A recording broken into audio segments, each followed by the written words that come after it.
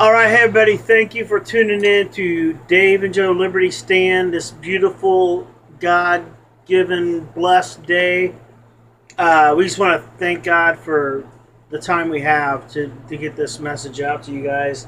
This topic, what we're hitting on right now, is just some things. Again, the previous show we talked about a financial disaster.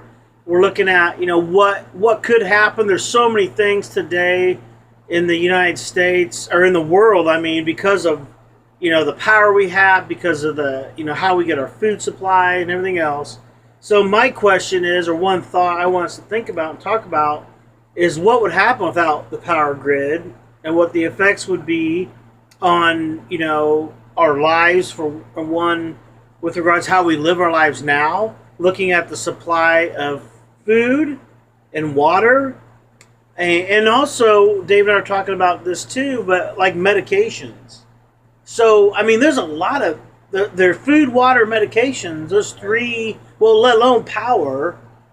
Your fridges won't work. Go ahead. What's your thoughts?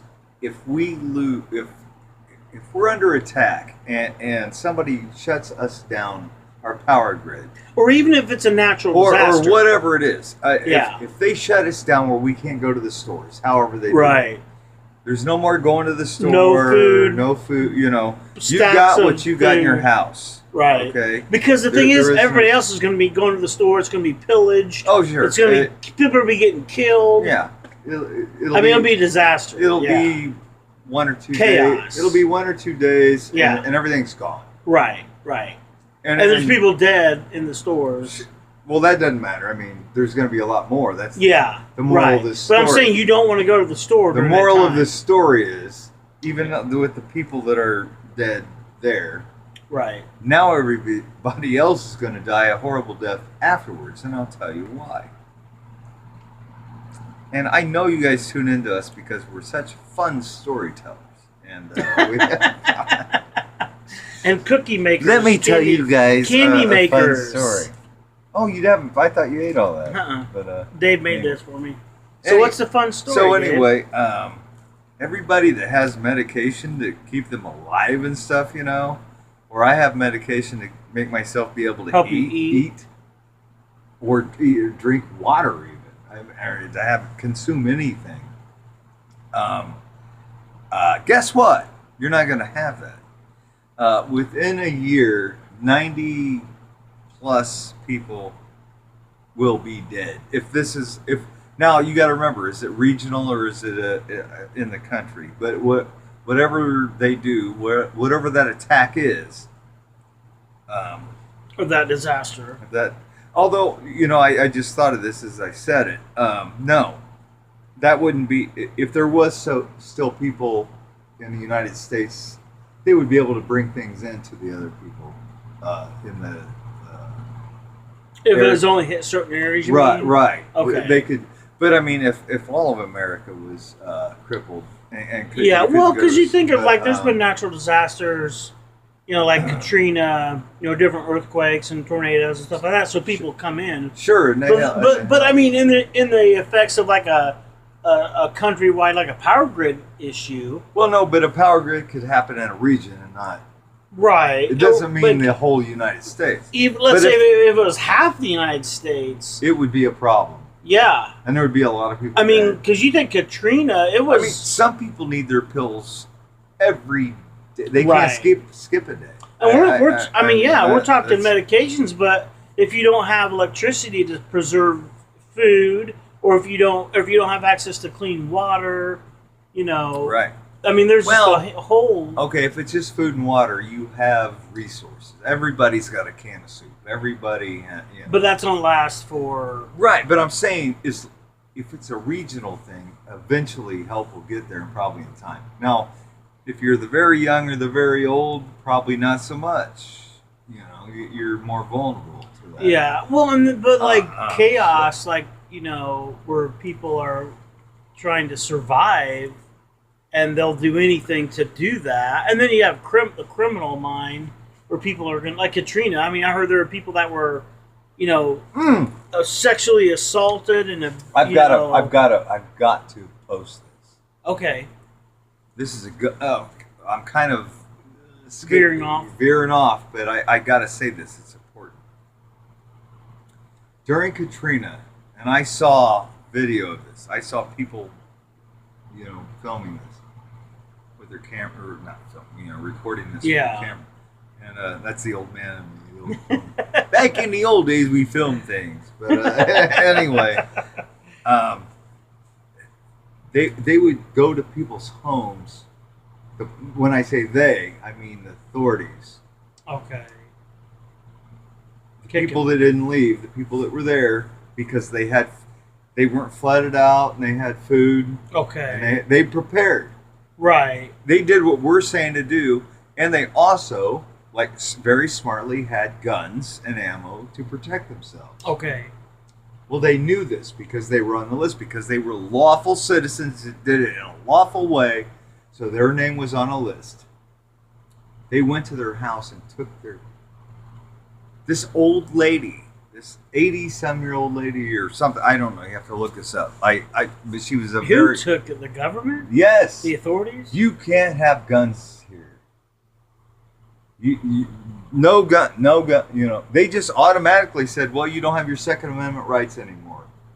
Wow, because it was a disaster emergency. The thing of it is, you have your Second Amendment right for that reason.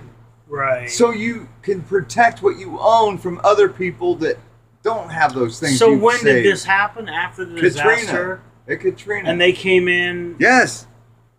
And they manhandled this old lady and took her gun away. And she didn't even, she wasn't threatening them. Right. She said, I've got food. I'm okay. Thank you guys for coming, and I've got food and I've got this gun. And well, give me your gun. No, I need my gun. And they're like, no.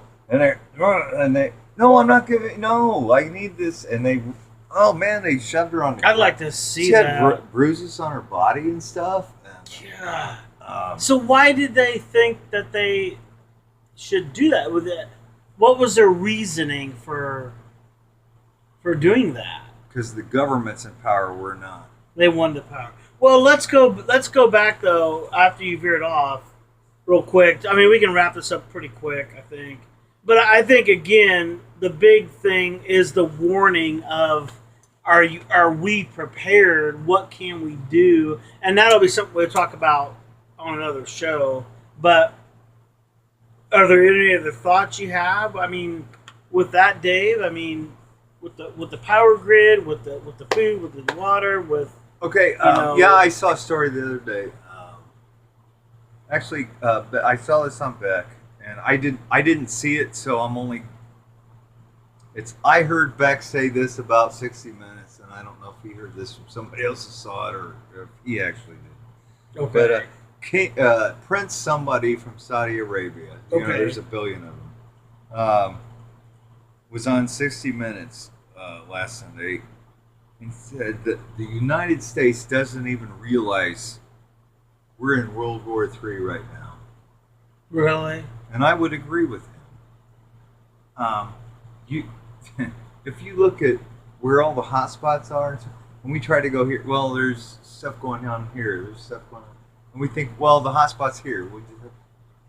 It's everywhere. We have to. When you say hot spot, you're saying like where there's trouble and right. And We're all this refugees and all the terrible terrorists things and going stuff like on. that. Right. We are in World War III. It's just on simmer. You wait till the heat gets turned up. Yeah. And I'll tell you what. We got a president that doesn't want to acknowledge it. We got two candidates that are jokes.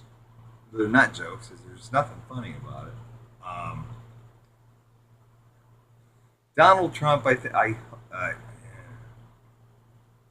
might. I don't know, man.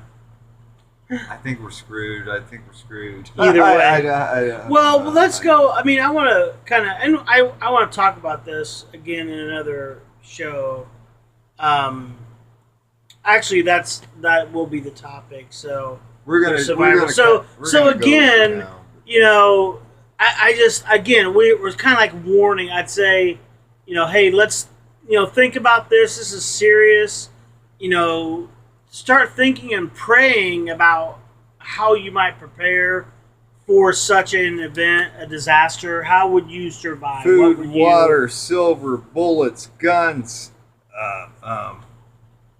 Food, bullets, water. God, you have a Bible. pray? I Pray. mean, that's well because ultimately, it's even when Christ was going, he knew something was coming. He was going to the cross, and he prayed that not my will be done, but your will be done. So he put his hands. He didn't want to go through it because in his, in the human part of him, but he trusted God that God would get him through it. God would provide. So you guys, we're gonna sign out. We will be back. So keep Back tuning in. in. All right. God bless you. See you guys.